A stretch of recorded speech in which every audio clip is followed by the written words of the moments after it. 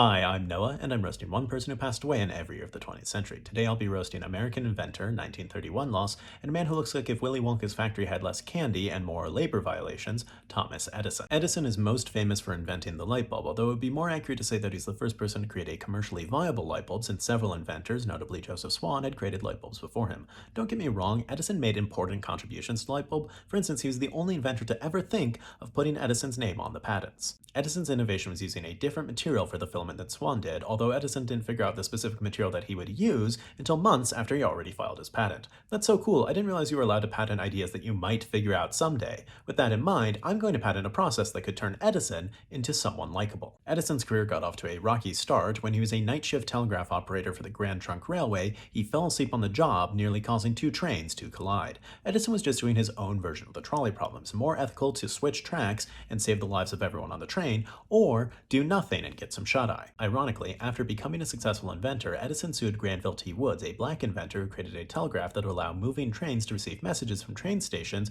and prevent collisions because Edison said that it was based on his work. It took a lot of nerve for Edison to say that because not only would he not lift a finger to prevent collisions, he literally wouldn't open his eyes. One of Edison's lesser-known achievements was being one of the founders of the academic journal Science, which is now one of the premier journals in the world, but which under Edison's leadership published pro-Edison articles without disclosing the fact that Edison was funding the journal. Science is about discovery, in this case hoping that no one made the discovery that Edison was so insecure that he published a magazine about how cool he was. Edison tried to portray alternating current, which was used by his competitor George Westinghouse, as unsafe by working with an engineer who held public demonstrations of the dangers of AC by electrocuting dogs, a process that Edison called Westinghousing. Edison always had trouble with credit. He called electrocution Westinghousing even though those animals clearly got Edisoned. Alright, please consider donating to help the family that I sponsor in Gaza. If you'd like to support me or watch bonus videos, please check out my Then let me know who else to roast, and join me next time when I'll be roasting British aristocrat, 1932 loss, and a man seen here in his best approximation of what casual might mean,